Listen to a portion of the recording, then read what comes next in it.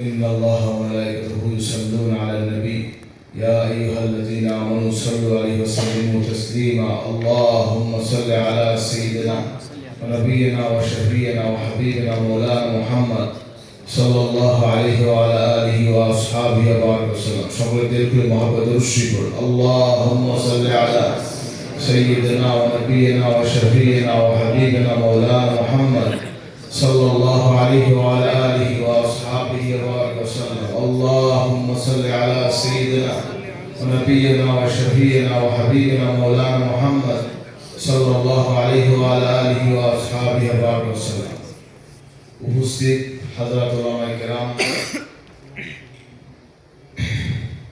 বাংলাদেশ সহ বিশ্বের বিভিন্ন দেশের আমার প্রিয় ছাত্র ভাইরা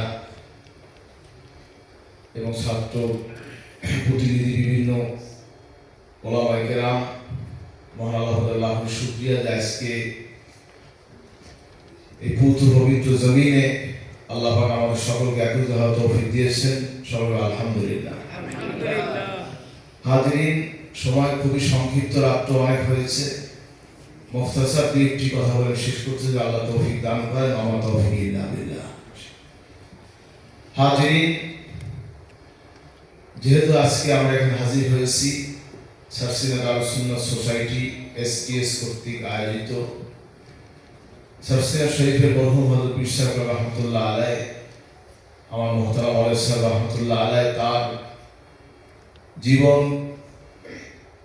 জীবনের বিভিন্ন দিক নিয়ে আলোচনা সভা। এই আলোচনা সভায় আমরা হাজির হয়েছি, আপনারা হাজির হয়েছেন, এজন্য আল্লাহর আবার শুকরিয়া আদায় আলহামদুলিল্লাহ। প্রিয় হাজিরিন, এই মিশরের জমিন আল্লাহ নবী মুসা আলাইহিস সালাম থেকে শুরু করে নবী ইউসুফ আলাইহিস সালাম, বহু নবী রাসূলদের এই পূর্ণভূমি। যে মিশরের জমিনে মুসা আলাইহিস সালামের সঙ্গে আল্লাহর সাথে কথা হয়েছে, বলেন সুবহানাল্লাহ। তুরে সিনায় আল্লাহর সাথে মুসা আলাইহিস সালামের কথা হয়েছে। সেই পবিত্র জমিন হচ্ছে এই মিশরের জমিন। বহু নবী রাসূল, সাহাবায়ে কেরাম, আউলিয়া কেরাম এই জমিনে শুয়ে আছে। সবচাইতে এই মিশরের ভূমিতে ইলমে দ্বীনের চর্চার ক্ষেত্রে জামে আল আজহার শরীফ যে অবদান রেখে চলেছে হাজার বছর ধরে, যার খেদমত সারা পৃথিবীতে ছড়িয়ে আছে। এই খেদমতের সাথে বহু আউলিয়া কেরাম, বুজুর্গান সালেহীন, সলফে সালেহীন তারা জড়িত আছে, যাদের অবদানে আজকে সারা পৃথিবীতে এলের চর্চা, ইলমে দ্বীনের মারকাজ প্রতিষ্ঠিত রয়েছে। যারই ধারাবাহিকতায় আমরাও এর সাথে সামান্য একটু খেদমতে জড়িয়ে আছি। হাজিরিন, আপনারা সেই জামে আল আজহারের বিভিন্ন স্তরের ছাত্র ভাই এখানে হাজির হয়েছেন। যেহেতু আপনারা আজহারের সাথে সম্পৃক্ত, আজহারকে আমরা পছন্দ করি, ভালোবাসি শুধু তার আদর্শের কারণে, শুধু তার আকীদার কারণে, শুধু তার মানহাজের কারণে। এজন্য আজহারকে আমরা পছন্দ করি, ভালোবাসি। সারা পৃথিবীর এমন কোন দেশ নেই যেখানে ছাত্র এখানে না আসে। পৃথিবীর অন্য কোনো দেশে দেখবেন, অন্য কোনো প্রতিষ্ঠান, অন্য কোনো ইউনিভার্সিটিতে অতটা আকর্ষণ নেই, কিন্তু আজহার আর শরীফের প্রতি মানুষের একটা আকর্ষণ ভিন্ন। এর কারণ তারা তাসাউফপন্থী, তারা কলবে ট্রিটমেন্ট করে, মানুষকে আত্মশুদ্ধি, তালিম গ্রহণের শিক্ষা এখান থেকে দেওয়া হয়। এজন্যই আল আজহার আর শরীফ প্রসিদ্ধ। আমি আশা করি যারা এই ইউনিভার্সিটির অধ্যয়নরত আছেন, যারা এখান থেকে অধ্যয়ন শেষ করেছেন, আমি আশা করি তারা এখান থেকে লেখাপড়া আপনারা করেছেন, আমি আশা করি এটাকে আপনার জীবনে বাস্তবায়ন করবেন, এটাই আমার আশা। আজকে আপনাদের সাথে একত্রে বসা, বিভিন্ন প্রোগ্রামের প্রস্তাব দেওয়া হয়েছে। তার মধ্যে আমাদের অনেকে বললেন যে আমার আব্বা হুজুর রহমতুল্লাহ আলাইহি যেহেতু মুহররমের 10 তারিখে হুজুর ইন্তেকাল করেছেন, সেহেতু আপনার তার জীবন সম্পর্কে একটা অনুষ্ঠান করা যায় কিনা, এখন যদি আপনারা পারেন আমার কোনো আপত্তি নেই। তখন তারা আয়োজন করেছে, এই জন্য আমি তাদেরকে মোবারকবাদ জানাচ্ছি। আল্লাহ পাক তাদেরকে জাযা খায়ের দান করুন, আল্লাহুম্মা আমিন। যাই হোক, আমি আপনাদেরকে এতটুকুই বলতে চাই, আমি মুসাফির মানুষ, হজ থেকে সকলে বাড়িতে যায়, কিন্তু আমি চলে আসছি আপনাদের কাছে।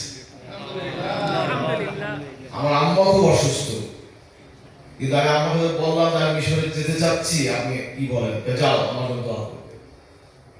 আমি তার দোয়া নিয়ে আমি হজ থেকে সরাসরি আমি মিশরে চলে আসছি। বিভিন্ন নবী রাসূল আউলিয়া কেরাম তাদের মাজার জিয়ারত করার আল্লাহ সৌভাগ্য দিয়েছেন, আমি শুকরিয়া আদায় করছি আল্লাহর কাছে, আলহামদুলিল্লাহ। যাই হোক, তা আমার ক্ষুদ্র জ্ঞান আল্লাহ যতটুকু দিয়েছেন, আপনাদের কাছে আমার এতটুকুই পরামর্শ থাকবে, যতটুকু এলেম আমরা অর্জন করব, আমাদের ততটুকু আমলে বাস্তবায়ন করব। কারণ এলেম কিন্তু আমলের জন্য, এলেম কিন্তু সার্টিফিকেটের জন্য নয়। একমাত্র আল্লাহকে, আল্লাহ রাসূলকে খুশি করার জন্য, আখিরাতকে আমাদের জীবনে, আখিরাতের সেই মহান দিনটা আমাদের জন্য পড়ে আছে, যদি আল্লাহ কবুল করেন, আমরা যেন সেই নিয়ামতটা হাসিল করতে পারি, এর জন্য আমল লাগে। যত বড় ওলি হন, আলেম হন, নামধারী হন, নামে কিন্তু আখিরাত কাজ হবে না। আখিরাতে লাগবে আমল। এলেম অর্জন করলেন, সারা জীবন এলেম অর্জন করলেন, মরার পরে কিন্তু লাগবে আমল। সার্টিফিকেট এদিকেও কাজ হবে না, ডক্টরেট দিয়েও কাজ হবে না। একমাত্র আমাদের আমল, ইখলাসের সাথে আমল যদি করতে পারি, আল্লাহকে যদি রাজি করতে পারি, তাহলেই পরকালে আমাদের কবুল করেন, আমরা নাজাত প্রাপ্ত হব ইনশাআল্লাহ। যাই হোক, এজন্য আল্লাহকে ভয় করবেন, যখন কাজ করবেন। যারা আলেম তারা আল্লাহকে ভয় করে, ঘোষণাটা আল্লাহ, ইন্নামা ইয়াখশাল্লাহ মিন ইবাদিহিল উলামা, বলেন সুবহানাল্লাহ।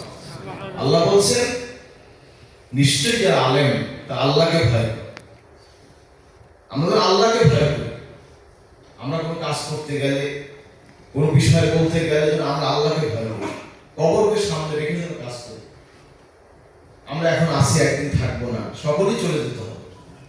এই জন্য আমরা যেন এমন কোনো কাজ না করি যে আল্লাহর কাছে আমাদের জবাব দিতে করতে হয়। পাশাপাশি সুন্নাতের আমল, লেবাস, পোশাক, আমল, আখলাক সব নবীজির তরিকায় হয়। লাকাদ কানা লাকুম ফি রাসূলিল্লাহি উসওয়াতুন হাসানাহ।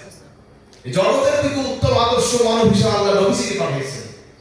আজকে যে সমস্ত আউলিয়া কেরামের জীবনী আমরা আলোচনা করি, যারা জগতের বুকে যত বড় আলেম হয়েছেন, ওলি হয়েছেন, মাশায়েখ হয়েছেন, খুঁজে দেখবেন সকলের মধ্যে রয়েছে সুন্নাতের আমল। সুন্নাতের আমল ছাড়া কেউ বড় হতে পারে নাই।